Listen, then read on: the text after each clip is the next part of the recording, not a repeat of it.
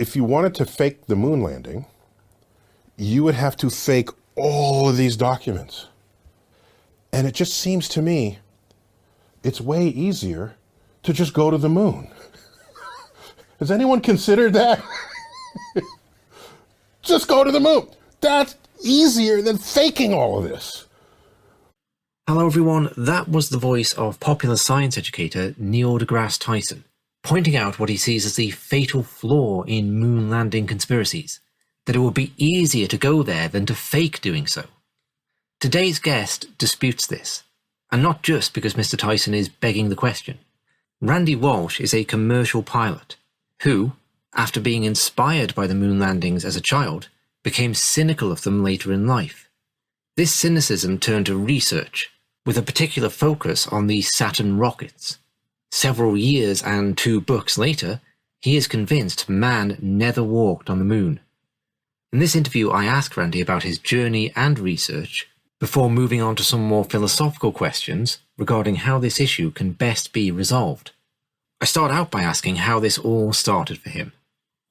My journey actually began when I was in grade school here in Canada. I had actually just moved to Canada the year before. I was actually born in Ireland. I remember as a young child, we were led down from class into the gymnasium of the school. And, we were told that there's this big momentous thing happening. It's historical. Most of us at that age I didn't realize what we were really watching, but I did understand. I understood enough to know that it was a very significant event in history. So we watched Apollo 11 launch that very morning. I was in a gymnasium with about 1,000 other kids, and I was somewhere in the middle. And I just remember looking at this little black and white TV at the very front, and nothing compared to what you have today. So, but still, nonetheless, I mean, for a young child, that was quite a moment to be part of history, even though we didn't fully understand as kids what we were actually watching. But it was still, nonetheless, a fascinating watch. And were you inspired by space travel growing up? Did you have an interest in the moon landings and that kind of aspect of science prior to becoming cynical of them? Yes, very much so. From that moment on, I was ordering, back then we had these order catalogs. Again, we're showing our age here, but we didn't have internet, of course, and we had these order catalogs.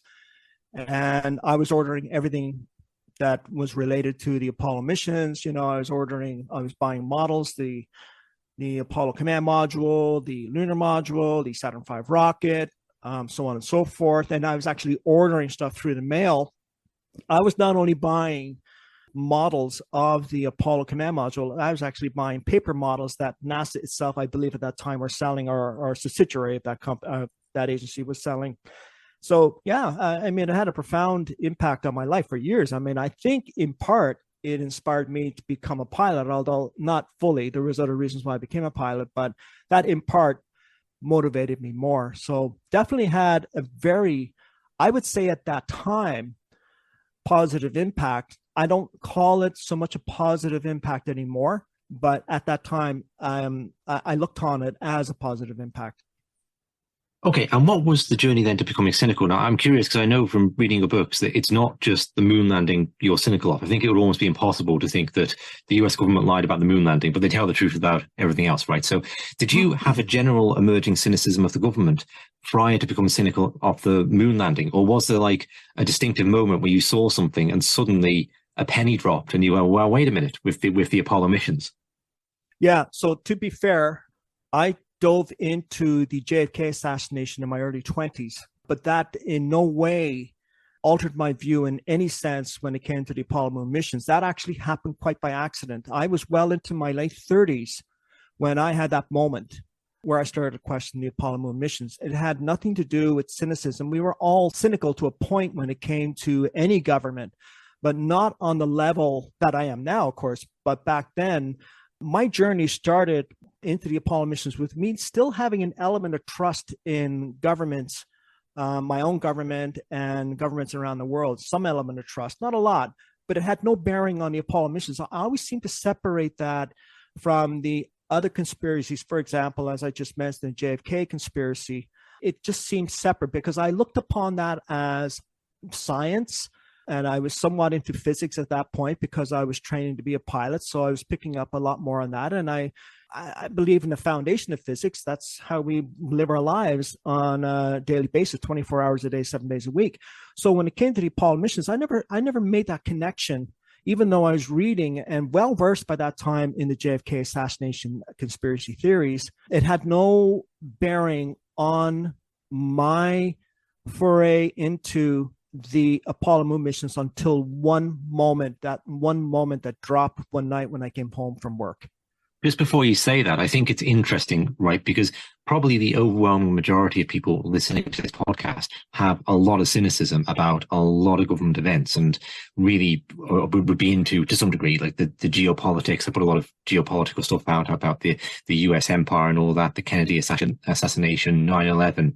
But for a lot of people, why I titled this series The Lunatic Fringe ? For a lot of people who are into that kind of thing, the moon landings, that's just too far. Come on, that's now you're discrediting the whole movement. And that was my interest really to pursue this. Of like, well, why are there these questions that even radical people are not supposed to ask? You, even in impolite society, you don't question that. That's just, you're being silly now and you're discrediting us. So that was my inspiration to delve into this, really, that divide. And please proceed and say, well, what was this moment then for you that brought about cynicism towards the Apollo missions themselves? Well, yeah, and just to elaborate a little more on your point you just made, and it's a very valid point, I always looked on the Apollo missions as a source of inspiration. Because I always thought, okay, this is man's greatest achievement in the 20th century. I never really questioned it outside of that. And even though I was aware of some conspiracies and some distrust going on with the government, I never made that connection. Maybe I didn't want to make that connection. I don't know. I mean, I can psychoanalyze myself till the cows come home, and you can come up with many different answers. But it was that one moment, as I said earlier, and that moment happened one night when I had come home from work. I had turned on, back then we had Arts and Entertainment, which back then was a fairly good channel. Now it's just gone crazy. But back then it was a very good channel. They had a lot of good documentaries, and I just happened to switch on Arts and Entertainment on TV, and I was kind of walking back and forth, just unwinding from a long day. And they were talking about, the documentary was on one of the Apollo missions. Now, I wasn't paying too much of attention until one of the astronauts caught my ear when one of the astronauts was talking, and he was making a description like this. So I'll just describe what he was saying, and I'll fill in the rest afterwards. He was describing how on their way back to the moon, they were using the moon as a slingshot, gravity effect. And I knew right away, because I knew a little bit about the Apollo missions at that moment, that time, that they were talking about Apollo 13. Because Apollo 13, according to the official version, the Apollo 13 had an explosion or oxygen tank explosion in a service module, which caused them to have to shut everything down. They were still hooked up, of course, to the lunar module, and they were on their way to the moon at this point. And they had to use, long story short here, they had to use the moon's gravity as a slingshot. So they're going to swing around the back of the moon and then slingshot towards Earth. That was a way to save power, because at that point they had very limited power resources left because of the explosion. So then they were going to swing around the dark side of the moon and then use the lunar module engine to finish the journey back to Earth. And what stuck out of my mind was when he said, and I believe it was Jim Lovell, if I'm not mistaken, he was instructing the other astronaut, when I fire the engine, no matter what you do, keep the Earth within a grid pattern on the window. Now that's basically what he said, probably not verbatim, but that's, paraphrasing. And that got my attention. I remember I stopped. And I looked at the TV and I said to myself, you got to be kidding. You're talking about using visual reference to navigate a spaceship, a crippled spaceship at this point, a very damaged spaceship. You're using visual reference to put yourself back on course 240,000 miles away from Earth. Now, at that time, I used the figure 240,000 miles away. The actual accident or the actual firing of the engine was about 150,000 miles out at that point, but still, nonetheless, I found it very peculiar that they were using visual reference. Now, I know as a pilot, at that time I had a private pilot's license, and I had enough experience to know what flying, when you're flying navigation and using visual references, how easily you can be lost, how easily you can get off track. And that was the first moment that I thought, wait a minute, that doesn't seem right to me. You would expect something a little bit more sophisticated in their navigational approach. Even with the damage that was done, you would expect a little something more sophisticated.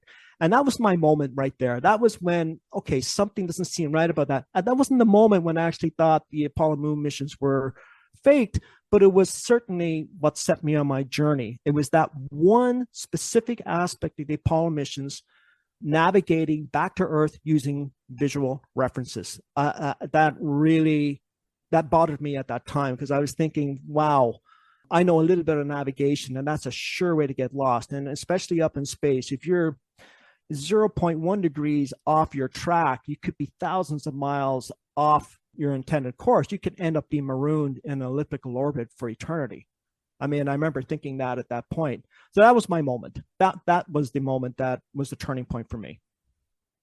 Okay, and I don't know if you started researching this avidly the next day, or time went by and you casually became interested, but how did that play out? And what particular areas were you drawn into?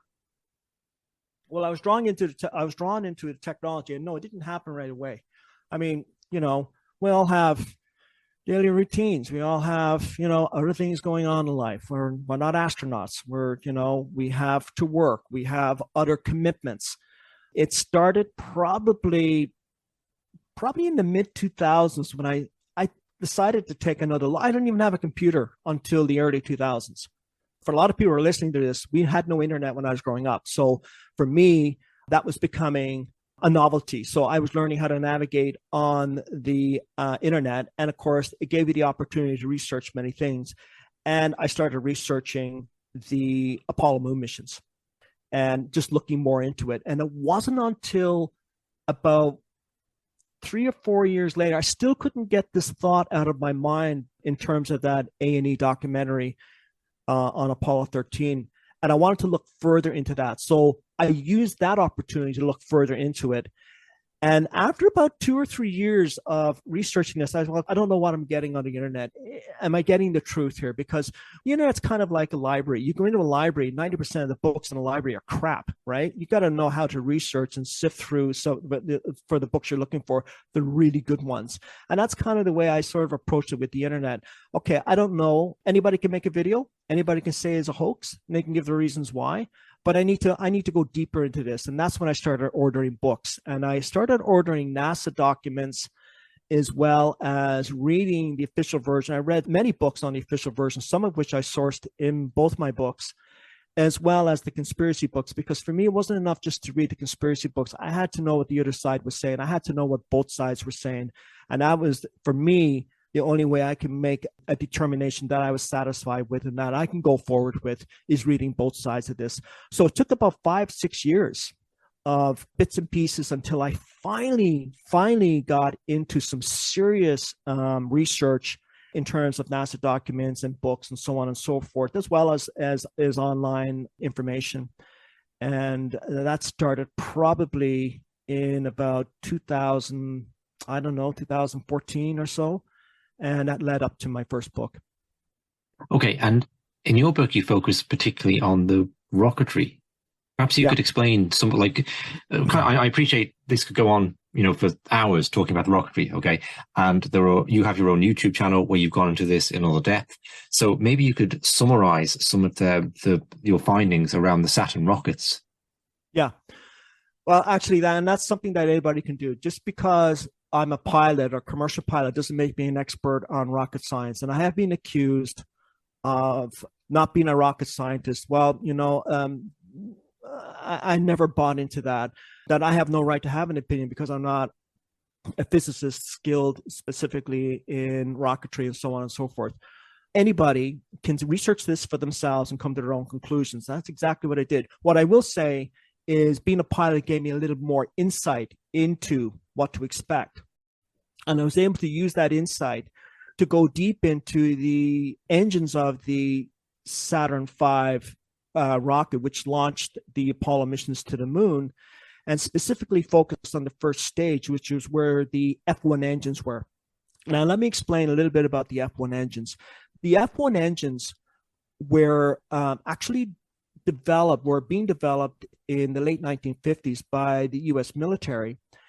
And when Eisenhower had signed the decree enacting NASA, it was transferred over to NASA. And actually, not actually transferred over to NASA, sorry, it was transferred over to Rocketdyne. Rocketdyne was the manufacturer of the, but it was under the supervision, basically, of, or they were working in tandem with NASA. There was a very interesting character, and everybody knows this character, and he's quite famous. He actually wrote the first book on the Apollo moon missions, being a hoax, and that was Bill Kaysing.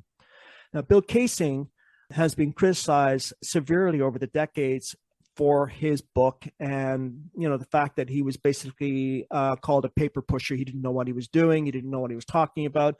But he was actually obviously hired by Rocketdyne for a reason. And if he's hired by Rocketdyne, it means that Rocketdyne felt that he was qualified to read the data output from whatever engines they were developing. And at that time, they were developing the F1 engines. And what he discovered during his 3 or 4 or 5 years, he was there from 1958 to 1963. And what he discovered is that the data output for the F1 engines was being falsified. And he quit in 1963 in disgust at what he had found, because by that time, the F1 engines were being readied for the Apollo missions. Now, the reason why the F1 engines are very important is because the F1 engines were billed, and still are, as the most powerful liquid-fueled rocket ever designed and built and used. Each rocket, each engine puts out 1.5 million pounds of thrust. Now, to put that into perspective, you actually have two rockets. You have two Saturn rockets. You have the Saturn 1, you have the Saturn 1B, and you have the Saturn 5.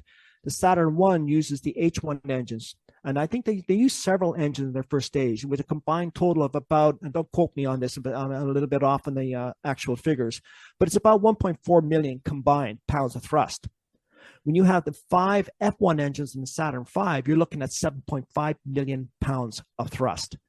And that power was needed to lift the hardware into low Earth orbit in order for it to proceed on its mission to the moon. So they needed that F1 engines to make this work. What I started noticing with the F1 engines is that a lot of data had gone missing, and all of the data pertaining to the F1 engine's performance during the use of the Apollo missions were destroyed.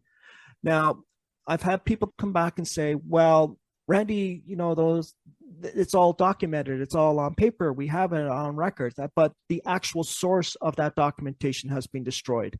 And that was, of course, the now infamous telemetry tapes, because all the data from those telemetry tapes recorded everything from the very first moment that rocket launched to the splashdown of the command module a week later in the Pacific Ocean. So I became very suspect about the performance of the F1 engines, and it went deeper from there. Okay, so with the suspicions of the engines, would that apply to the manned and unmanned missions to the moons? Were they using the same engines? Well, if you're using the F1 engines and the F1 engines are not working according to specifications, you have no lunar landing. You cannot get the hardware off the launch pad. You just can't do it. You're talking about 46 tons of hardware. That was a 3,000 ton rocket. And of that 46 tons included the command module, service module, lunar module combined. And you needed that amount of power, 7.5 million pounds of thrust, to get that rocket off the launch pad. That's just to get it off the launch pad, to launch it to an altitude of 40 miles per hour. So that launched up to 5,000 miles per hour by the time it reached 40 miles, where the F1 engines were then discarded and jettisoned. So the F1 engines had to work perfectly from that moment of launch to an altitude of, I believe it was 40 miles. If the F1 engines were not working perfectly, you had no lunar landing. That payload wasn't going to get into orbit. Okay, two things I've heard you talk about here is one, that from films of the Apollo 11 liftoff, you can tell from the time period it lifts off to the time it hits a certain type of cloud and where those clouds are and aren't in the atmosphere, that the rocket is going much slower than it should have done. And the other issue is the absence of human testing. The rockets weren't really tested very much. And then you have all these successful missions, whereas that's not typical. Most efforts to get anything to the moon fail, but you have consistent, there's, what are the 7 Apollo missions, and they're all really successful because everyone comes home safely, but 6 of them are perfectly successful. So could you maybe speak to that aspect of of what you found about the rockets? It's very interesting. I do want to go back to one point, though, regarding, actually, I'm going to write this down. I'm going to go back to this point in a minute because it's very significant regarding what Bill Kaysing had discovered regarding F1 engines. But there were, in terms of the testing, there were 2 unmanned launches of the Saturn V to test the F1 engines. So that was with Apollo 4 and Apollo 6. Now, they were both unmanned. The first one, apparently, according to, now I always say according to the official version, because I've been accused of actually subconsciously endorsing the Apollo missions while you said that they launched. And I said, no, I said according to the official version. So I always put that in. So if people find that annoying, please bear with me, but it's the way I cover myself, because I'm a lot of times we're talking within the framework of the official version. So I will occasionally say according to the official version. So Apollo 4 launched. It was an unmanned launched, Saturn V, and apparently it worked perfectly. There were no anomalies that were recorded. It was considered a successful flight, but not so with Apollo 6. Apollo 6 was a near disaster. Apollo 6, the second unmanned launch of the Apollo 5 actually was a Saturn 1B launch. So Apollo 6 was the second Saturn 5 launch. And it was a near disaster. They had major problems with the F1 engine cooling system. They almost faced an explosion of the first stage, which would have meant the end of the mission anyway. And I remember watching an engineer who had worked on the Apollo mission. He said if there had been a crew on board Apollo 6, they would have had to abort. That's how serious it got. Now, it didn't explode, but it did not reach full power and full capacity. Full specification. It didn't reach full power. Let's put it that way. So it was considered a near disaster. So it was actually considered a failure. And it was only from that. So what they had made some modifications to the F1 engines, and they decided, well, they need to launch it again. But this time they launched it, and this is an important point. They launched it 7 months later under the Apollo 8 mission, which is the third Saturn V launch, using the F1 engines, but this time with a crew. And I'm wondering if the listener just picked up on something here, because they just said that they modified those engines to rectify the problems that they were having with those engines, but there was no testing in between. They just went straight from a near disaster to a launch with a crew 7-8 months later. That is a major problem for me. That is a major red flag. There was no static testing done. There was absolutely no testing done, further testing done of those engines to make sure that they weren't having the same problems that they were having with Apollo 6. They went straight from Apollo 6, a near disaster on that mission, to 7 months later to another Saturn V launch, only this time it was manned. No testing. Now, if people don't find that a little peculiar, then maybe they'll find this a little peculiar, because I want to read something. It's just a small paragraph regarding what I was just talking about. And then I want to go back to Bill Kaysing. This was written by an author. He does a series of American Space series, and he did a series on the Saturn rocket. And he has one here called the Saturn Rocket 5, America's Rocket to the Moon. And his name is Eugene Reichel, if I'm pronouncing his name correctly. And he also works with the European Aeronautic Defense and Space Company. And here's what he wrote about what I just described. And the problems they were having with the F1 engines is specific to the combustion chamber. And so you'll hear just to read what he says, and we'll elaborate more on that. Quote, "The spontaneous combustion instabilities never reappeared. Until the end, however, the problem was never completely understood. To this day, it remains a constant problem in large rocket engines for which an individual empirical solution has to be found. To the disappointment of the engineers, a model was never found with which they could generally overcome the problem, unquote. That to me is a loaded statement. They're actually telling everybody that they had a major problem with the F1 engines. They fixed the problem with the F1 engines, but they never found out what the problem with the F1 engines was. It's an amazing statement for anyone to make, and anyone connected to the space agency. It's an amazing statement to make. And the reason why the F1 engines gets a little bit technical, but basically what was happening is you have several components for the F1 engines. You have the engine components on top, then you have the injector, the fuel injector, and below the fuel injector you have the combustion chamber, and below that you have the throat area, and below that you have the nozzle, which everybody sees when rockets are lifting off.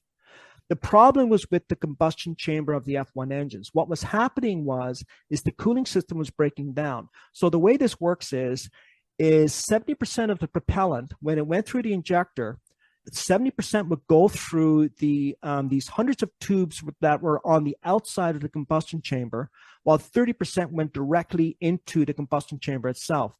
And the reason for the sending fuel or propellant through the hundreds of tubes on the outside of the combustion chamber was to absorb the thermal energy from the explosion. You had to keep this engine cool. You're reaching temperatures of 5,000 to 6,000 degrees Fahrenheit.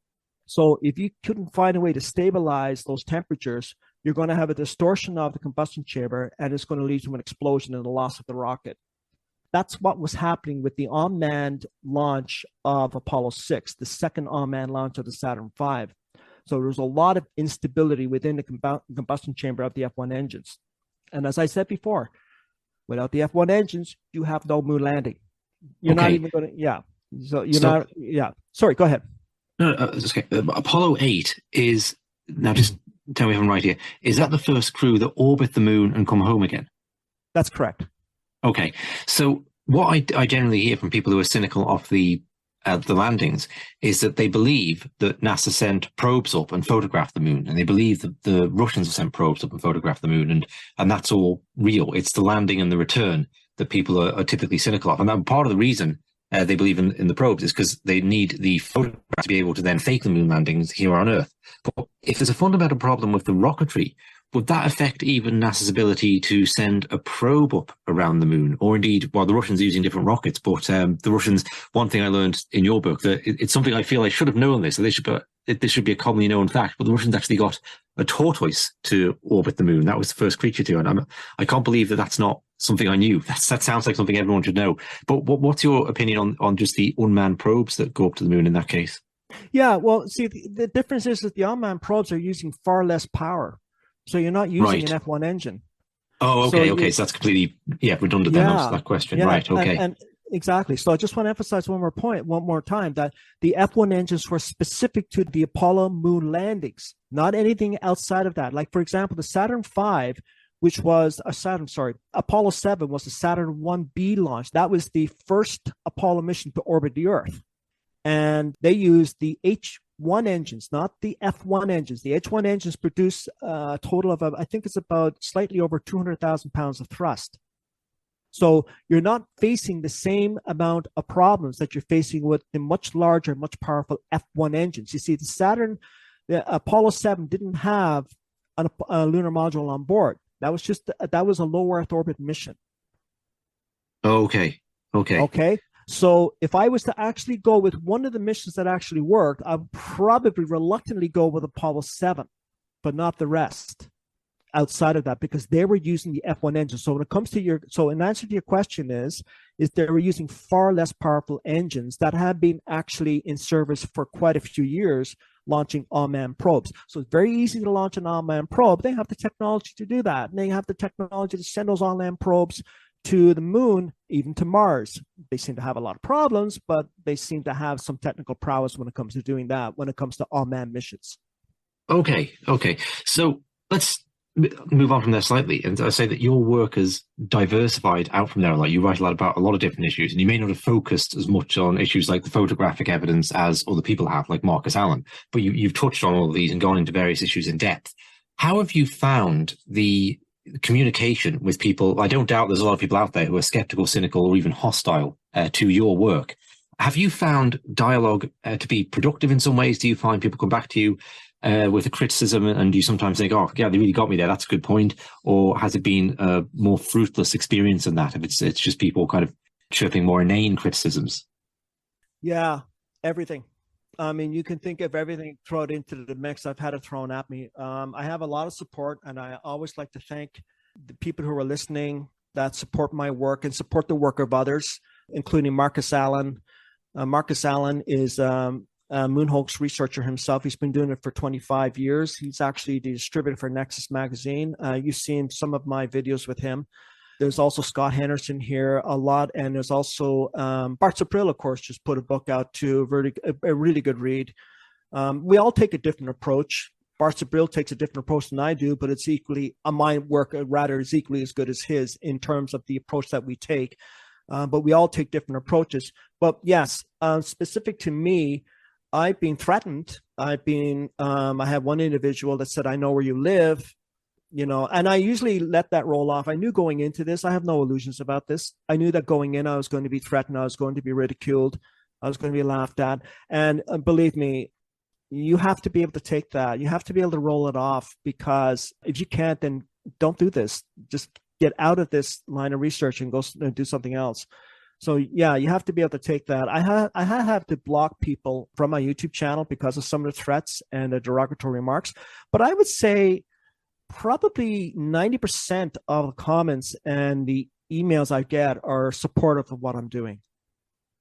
Okay, just with regard to the threat, I feel I have to ask about that. Did that seem like some random individual who was just unhinged, or did it seem like someone working for the CIA or something was making that threat? Because I know Bart Sabrell, and I can't verify this or not, but Bart Sabrell in his book writes an incredible tale about being sectioned against his will in some asylum and having to break out of that, and all sorts of things going on with him connected to the Alphabet Agency. So what was your sense of that?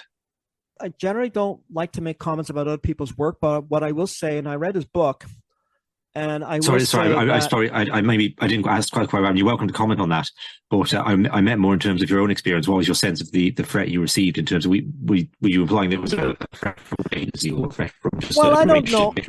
Yeah, I don't know if it's a threat from the CIA. I think CIA have bigger fish to fry right now. I don't think I'm number one on their top 10 list. I suspected that some of the comments that I were getting were mixed. I think some of them were probably NASA shills. I don't know for sure. Maybe they were working for Google, or maybe they're just patriotic people who think that I'm defaming what their beliefs are. I usually like to give people the benefit of the doubt. I mean, it's not an easy subject for people to listen to. When you value something, when you've had so much, when you felt inspired by an event in history, and then along comes Randy Walsh and says, "No, it was a hoax." I mean, I understand it's going to upset some people out there. So I've always prepared for that, and I understand. I understand it, and I don't take it personally. At first, I did. That's natural; it's human nature. But I've learned not to take it personally anymore, and I understand there's some emotions out there that. It's fair. It's fair for people to say, "Hey, Randy, you're full of it. You don't know what you're talking about. You're not a rocket scientist." I get it. I understand that. My response to them is that I'm not telling you what to think. I'm not telling you what to believe.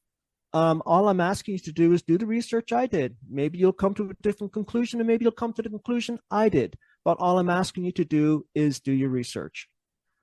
Do you ever find any productive interactions with people who are on the other side of the fence in terms of, do you feel that you've received criticism that's valid, and have you adjusted your work accordingly, or does that not exist really?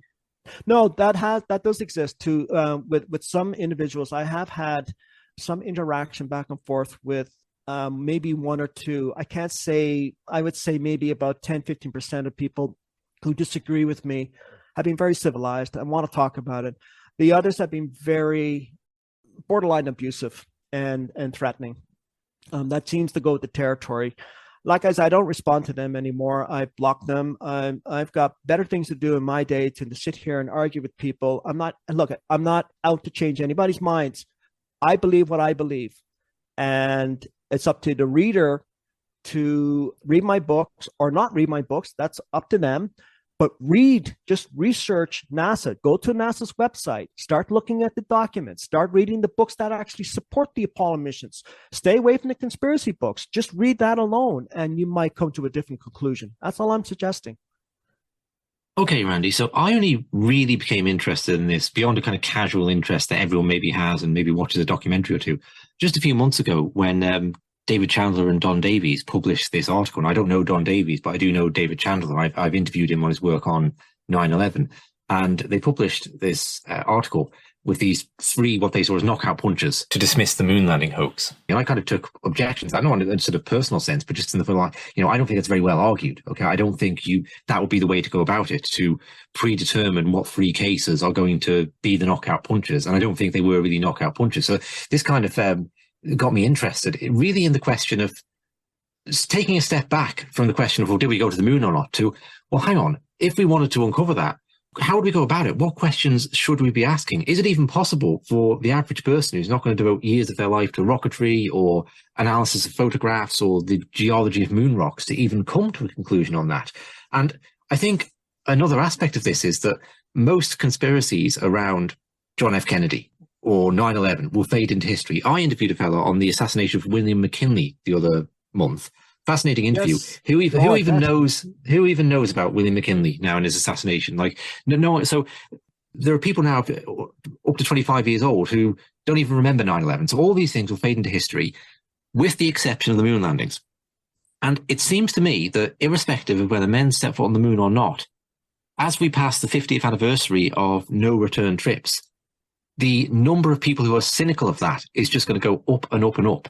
And the astronauts that I think there's 4 remaining, okay, and they're all around 85 years old. They're on the average life expectancy. So even if they live to be the oldest men in the world, we've got another 30 years, and most people don't live to be the oldest men in the world. And we're back in a world then where no one's walked on the moon. All the people that grew up inspired by listening to this on the radio as children will eventually die off, and you'll have a group of people who it's more of a distant thing. And I just wonder, you know, at some point, when does it become like maybe learning Santa Claus doesn't exist? People, well, irrespective of whether they went or not, people will have this feeling of, hang on a minute, 100 years and no return verdict? When is the upper limit? So what's your sense of the issues that could potentially resolve this, the best questions to ask to resolve this for the general person who's kind of interested in it? Well, my first inclination is to fire back a question and ask, whose fault is this? I don't blame people for either being cynical or for being angry. I don't blame average people for this. This stops at the very doorstep of the power elite. They're the ones that created this. They're the ones that created this in the last several decades. Not you, not me, not my next door neighbor, the power elites. We saw evidence of this, abundantly clear evidence of this in the last 3 years. How we've been manipulated, attempts at mind control, threatened by the very people we put in office to represent us. And I think that a lot of this fault lies right at the power elite doorstep. They're the ones responsible for this. They created such, I mean, the whole JFK assassination was a fiasco from day one. I mean, the Warren Commission, I've read it. And anybody who reads that and wants to be honest with themselves will know it was a whitewash. All you have to do, you don't have to read anything else. Just read the Warren report. It'll tell you right there. It'll tell you right there what a whitewash that was. The same with the 9/11. Anybody who wants to keep an open mind, as Bart Sabriel said, let go of your emotions, let go of your attachment, and you'll see it for yourselves, right? And I do get a little fired up when talking about this, because I'm asking people to put trust in our own abilities to search for themselves. Governments, the world was never like this. Governments are not there to control us. Governments are there to work for us. It's up to us to decide. And that means if governments come up and say, man, oh, they landed on the moon, okay, show me. Show me the proof. They killed JFK. Lee Harvey Oswald killed JFK. Show me the proof. I read your proof. There's no proof. I read the books. I read the documents, NASA. In my opinion, I will say, okay, it's my opinion. For people who want to get upset with me, it's my opinion. There's no conclusion. There is no evidence. Either way, major conspiracies happen in the 20th century, and there's a reason for that. Governments lie, and they even admit they lie years later. How many times have we heard of Area 51? And how many times has the CIA and the government come out and say Area 51 doesn't exist? You're delusional. It doesn't exist. And what happened 20 years ago? They finally come out and said it exists. Area 51 exists. Now, is it because of alien spacecraft? No, I don't think so. I think it's just high-tech experimental U.S. military aircraft that was being tested there. But the fact is we knew it existed. We knew it existed decades before the CIA finally admitted it. And why is it that we always seem to know, us crackpots, I can put it that way, parentheses at it, we come out and say it didn't exist, only to that didn't happen, only to come out 20 or 30 years later that it did happen, right? So the onus is, as much and all as I fault governments, I also kind of have to put a little bit of blame on people. You have to stop believing in higher authority and governments, and start believing in yourselves. What are your instincts telling you? Do what they tell you. Look into this for yourselves. There's no easy answer to this, Richard. Absolutely no easy answer. I'm willing to put the work in. I've researched the Apollo missions. I spent many years researching it. I'm still researching it. I'm going to be writing more books about it. And I am convinced, based on the research that I have done, that the Apollo moon missions were faked. Now, you can ask me the reason why, and it could be, I can come up with several different reasons. But the bottom line is, start with the facts. The fact is, as far as I'm concerned, is they were faked. I did that. I based that on the research that I've done, not a YouTube video, not the internet. In part, I do use that as a source, but 90% of the sources of my books, and I've listed those sources, come from NASA's own information. The only thing I can say to people is that you have to put faith in yourselves, to research this for yourselves. If somebody tells you something, black is white, find out for yourself. Okay, I'd like to ask you, this is probably the hardest question, and it's the same question, exactly the same question I put to anyone who really believes in the moon landing, okay? And it really is inspired by the philosopher of science, Karl Popper, in that looking at the outset of how can we address this question, I think, okay, well, we should try and put some kind of falsifiable premises in, right? So what I would say to anyone who believes in this is say, okay, well, how many years can go by without a return journey before that becomes a problem? Is it 50? Is it 100? Is it 200? Because I think if you went back to 1972 in December, when the Apollo 17 astronauts came back, and you then said, look, I don't think this all happened, and people around you said, you're crazy, I saw it on TV. If you said, well, I don't think they're going to go back for 10 years or 20 years, and then people would say, I think, well, that's mad, right? And if you said to them then, look, I'll make a bet, if they don't go back in 50 years, is that going to be a problem? Would that cause you to doubt that these missions just happened and it was all just to do with Vietnam War propaganda and they don't need to go back now because the war is over? I bet everyone would say, look, man, you're crazy, right? The idea they're not going to go back in 50 years, that's just, it's routine now. They've been like 6 times in the past 3 years. There'll be a base there by the end of the decade. There'll be shopping malls on the moon by the turn of the century, so that I want to ask that question now of people and say, when does it become a problem? If we go through 100 years without a return journey, would you then say, you, the true believer, would you then say, well, okay, yeah, now I've got to admit this is looking a bit fishy, right? And I might not even be around to see it, okay? But people can look at the internet then and see like, okay, people back in the 20s did make these bets, right? That they can now be called out upon. And just to reverse that then, I've heard Marcus Allen say, it was put to him, could they fake another journey, right? And he said, no, absolutely not. Because in spite of, the increased technological ability to do CGI and fake things nowadays, there's too many people who will be able to track it now and monitor it. And there's too many people who would call, right? So, if there is now a return journey, then Marcus Allen has a problem. And he would have to say, well, he got that wrong. So that would bring his credibility into it. So I would like to ask you the same question of what kind of things do you think could falsify your case? Like if suddenly NASA came up with photographs of the landing sites that were the same quality as I can get off Google Maps of my house, would that then pose a problem for you? Do you see what I'm getting at here, Randy? That I want to, like, both sides put their cards on the table, so to speak. Well, again, I just thought of another question when you were talking. Can you pick one aspect of society or technology in the last 200 years that was brought out to the benefit of society and then just stopped? There was never any further progression? No, I can sort of fudge that, right? In the state poured vast amounts of money into the development of technology that there's no market use for, not because it's not useful, but because people cannot, there's no use for it at the cost it is at. So it's not surprising to me that when the state pours a lot of money into something, there could be a lull afterwards. If I was to, I'm playing devil's advocate here, right, on that to a degree. Yeah. At the same time, as I say, I don't think if you'd have said to someone in 1972, there will be no return journeys in the next 50 years, and even then, there's no really solid plan to go back. And tell me if you think I'm wrong, but I don't think anyone would have believed you. Not anyone you could have found then who would have taken that seriously.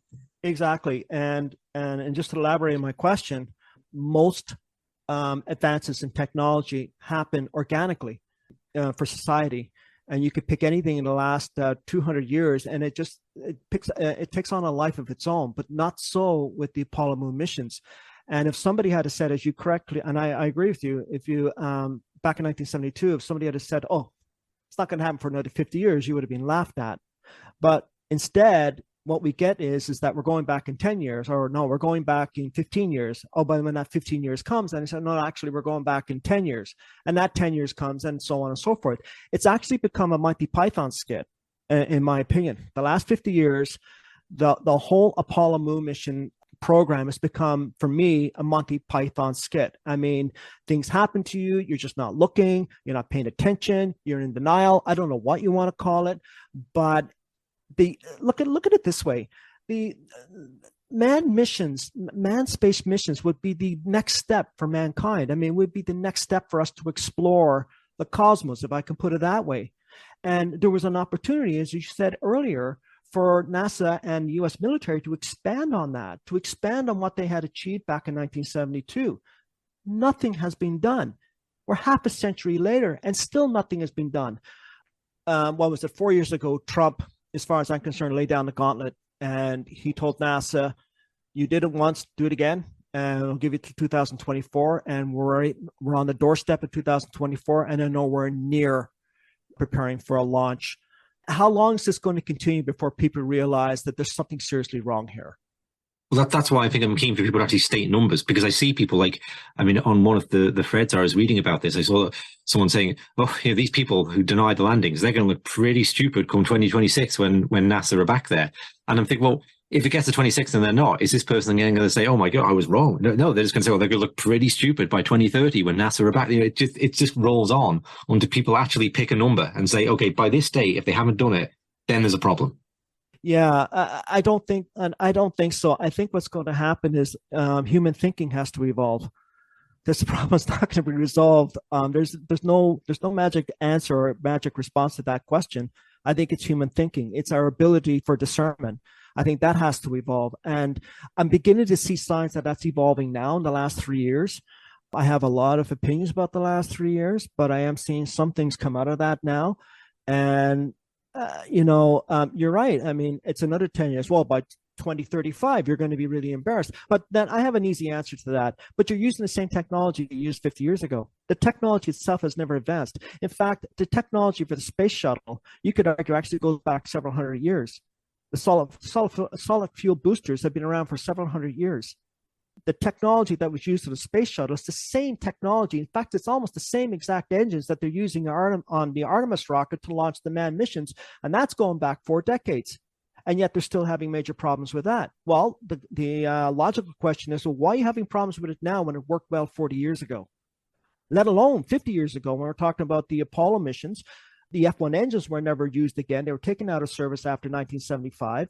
The last launch of an F1 engine. And then in 1981, you had the launch of the space shuttle. And those engines are now being used on Artemis rocket to launch the upcoming, let's just put it, the upcoming manned missions to the moon. And they're now having problems with that. So the question is, any logical person, any reasonable person with any reasonable level of intelligence has to ask, what is going on here?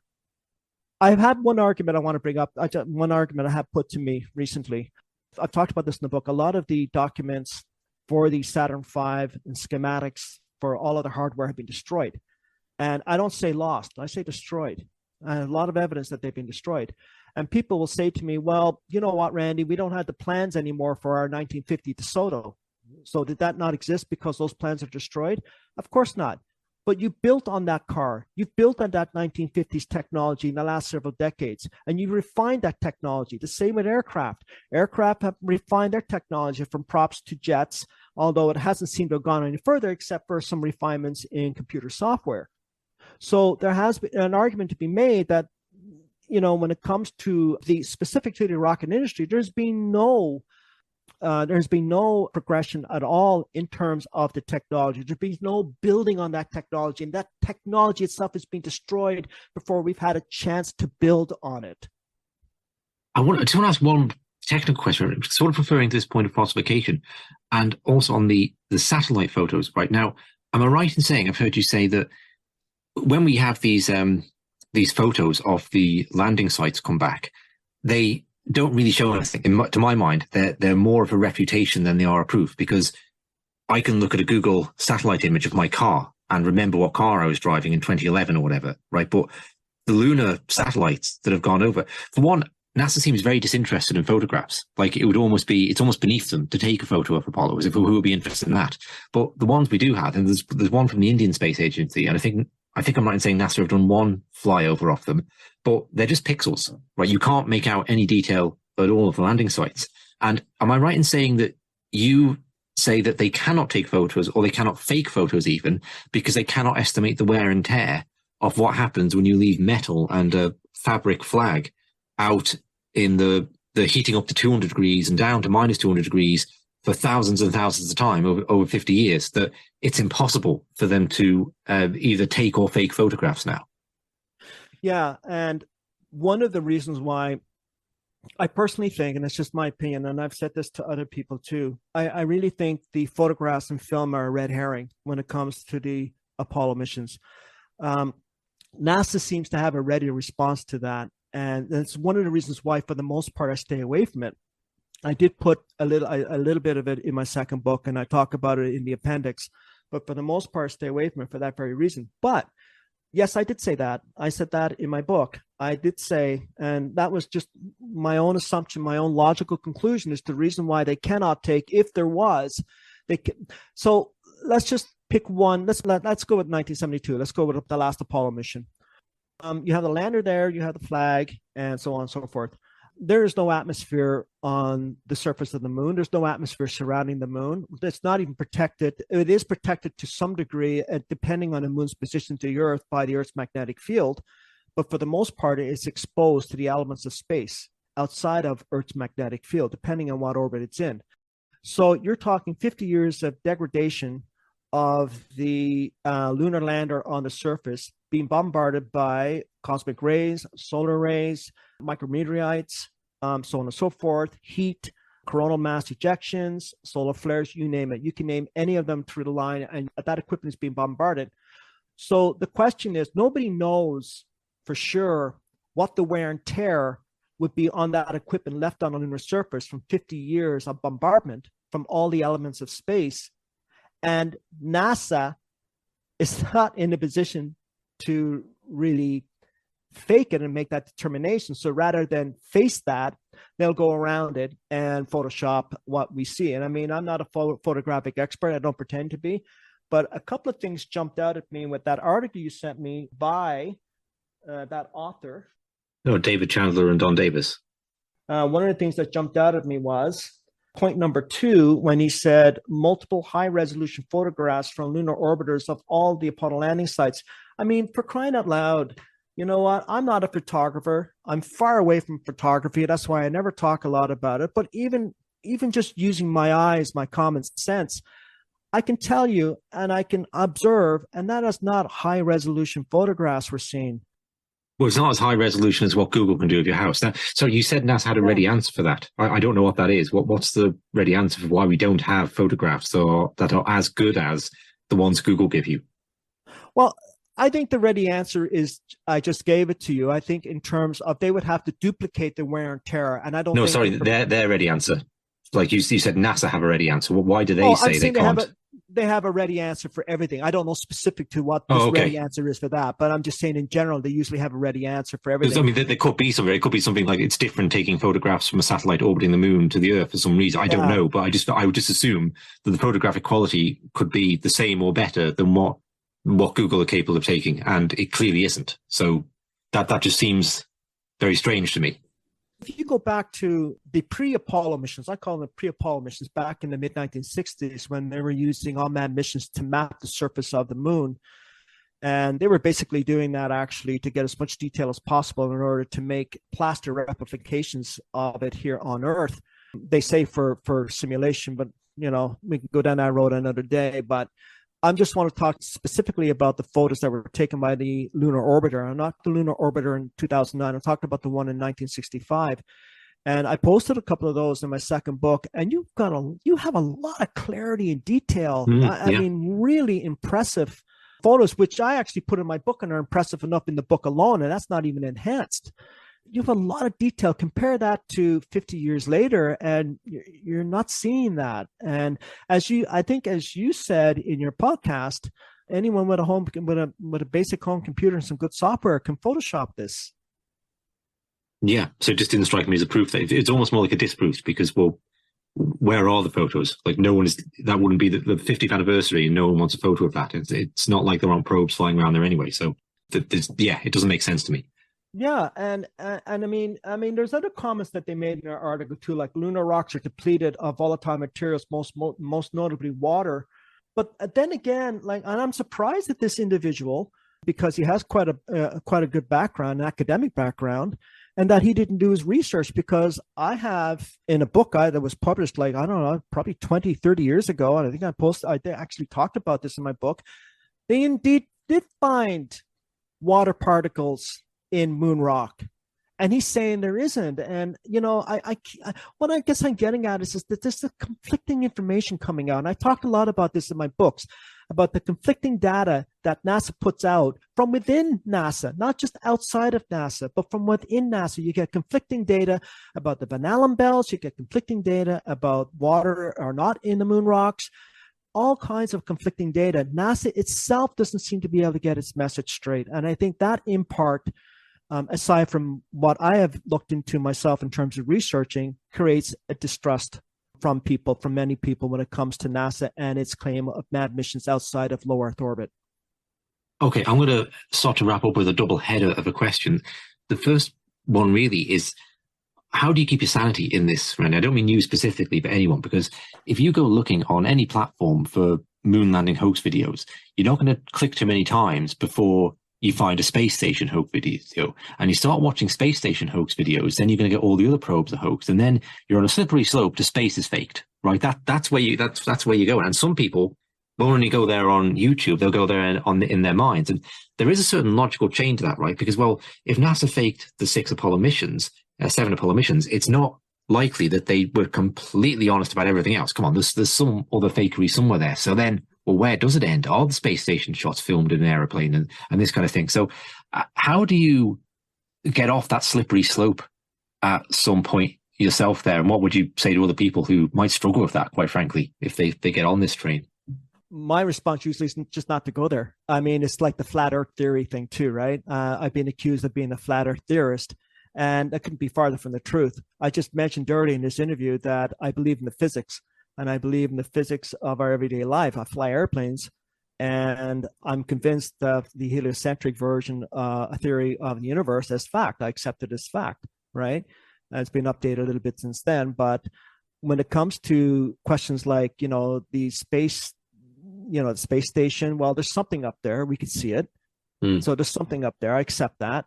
Whether astronauts are up there for a year at a time and come down, that's another story, because I have looked into this in great detail, and I'm just wondering if maybe they're fudging that a little bit. But I have to accept that there are some capabilities to low Earth orbit. We seem to have some capabilities with that, so I accept that.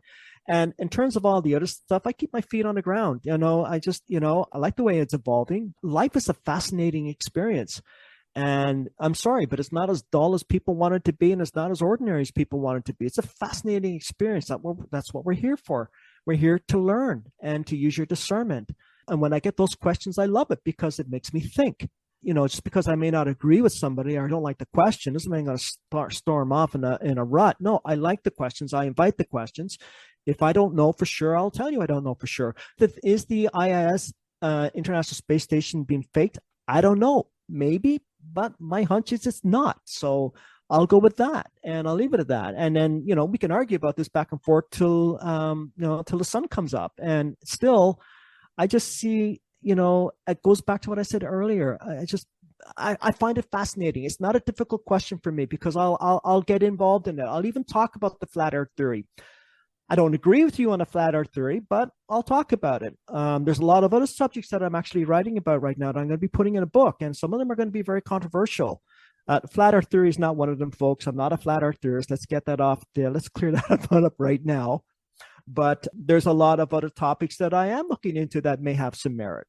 I find it fascinating. The more, the better. It's a great life. People only realize what we have, what we're seeing. We take so much for granted. Look around, look at the colors, look at what life has to offer, and look at the opportunities and the discussions that come with it. It's never boring if you take that approach. And I happen to, now Bart Sabrillo, I disagree on one thing. He feels on the fringes of society. I'm no longer feeling that way. There's a lot of people that are now starting to ask questions. And that's what I meant about the last 3 years, is that a lot of people have woken up. They're asking a lot of questions. And I like to think I was there before then because of my journey. And it sounds like you were too, and it sounds like a lot of other people were, but the majority were not. Now you're seeing a lot more people, possibly even the majority, now questioning their actual reality. They're questioning everything, and I think that's good. I think it's healthy, and it's what we need. Yeah, and if they're not themselves, they know someone is. It's a very different world from 3 years ago in many bad ways, but in some really good ways too, I think, in terms of the question of the state that has been mainstreamed over the past 3 years is unprecedented. Well, you're absolutely right.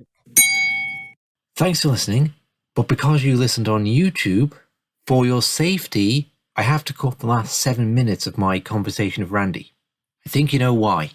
If you'd like to hear that, along with all the other content I'm not able to upload here, links to every other platform are in the comments box. Okay, Randy, maybe tell people where they can find out more about you and get your books and so on. I will certainly link to all that in the info box below, but just verbally let people know how to get. Sure. Yeah, I'm on YouTube channel, as you know, Randy Walsh, and I'm also on BitChute. It's good to have a backup channel. My books can be found on Amazon, so just go to Amazon.com and you'll find my books there. And I've got other books coming out soon, so that's another topic for another day. In the books, you can actually access my email and send me an email from there, and my Facebook page as well. Randy, thank you very much. You're welcome, Richard. I quite enjoyed it.